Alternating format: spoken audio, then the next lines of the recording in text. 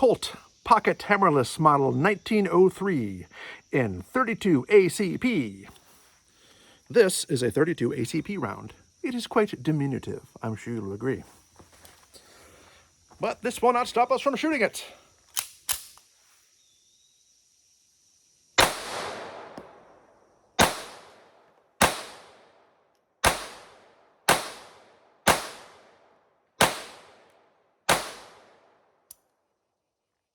It's so cute.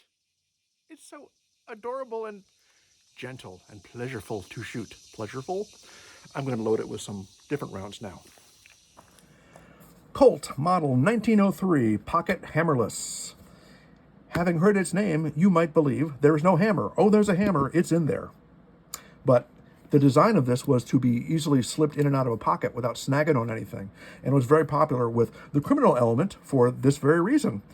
John Dillinger, the famous beloved criminal in American popular culture, is said to have had one of these in his pocket when he was gunned down in Chicago in 1934. He might have had a model 1908 pocket hammerless, which was .380, not .32. This is .32.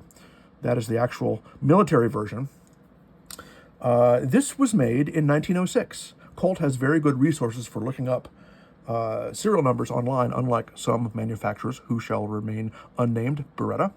1906, it will celebrate its 120th birthday very shortly.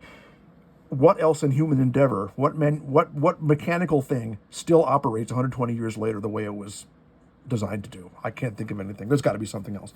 It really is an artifact of a bygone era, though, for a variety of reasons, not the least of which is this tiny round, 32 ACP, which was developed from 32 Smith & Wesson. This is the 32 Smith & Wesson long, so the Smith & Wesson 32 short was what this was really copied after. The Smith & Wesson 32 was a revolver round from 1878, and it was designed to be used at card table distances, which I love. Our customers are going to need to shoot each other across card tables. What do we got for them? Here it is, 32. But also, the sights are terrible. They're tiny. That's not unusual. That's what sights looked like on old guns. The safety is actually kind of reasonable. Anything that you can hold your firing position and do this with your thumb. And there's still some bluing on there, some actual blue bluing, as opposed to the gray bluing on the rest of it, which is really, really cool. Another safety feature is the grip safety, which some people don't like. I think they're really cool. That hammer, that trigger cannot be pulled unless that grip safety is in place. It does have the dreaded heel catch for pulling out your 8-round magazine to hold your 832 ACPs.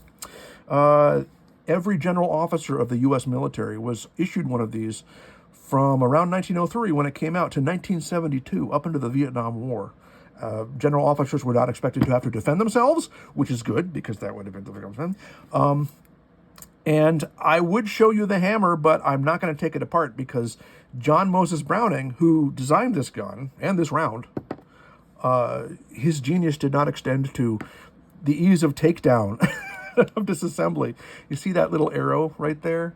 That is where you're supposed to, it's to take it apart. You got to hold it, line this up right there, and then using your third hand, you twist the barrel a certain way, and then you can take the slide off. But I have temporarily misplaced my third hand, so I'll just go click. I'll put this back up here, and now let's go shoot our blazer rounds. Okay, we're back. And I have the exact same rounds except aluminum casing. Occasionally these don't cycle quite as well as the brass ones, in my experience. This gun is always shot just fine. Let's see how it does now.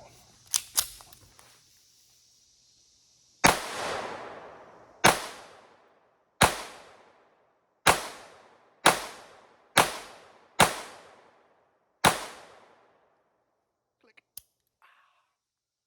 Nice. Let's see how we did. We did good. Right? Man, right across the middle. Cut him right in half. It is such a nice little pistol. I mean, it's so pleasant to shoot and pretty to look at. And, I mean, 32 caliber, is that big enough for anything other than punching holes in targets? Is it big enough to stop somebody? Is it big enough to put somebody down? If you hit them enough times with that much accuracy, then yes, possibly so.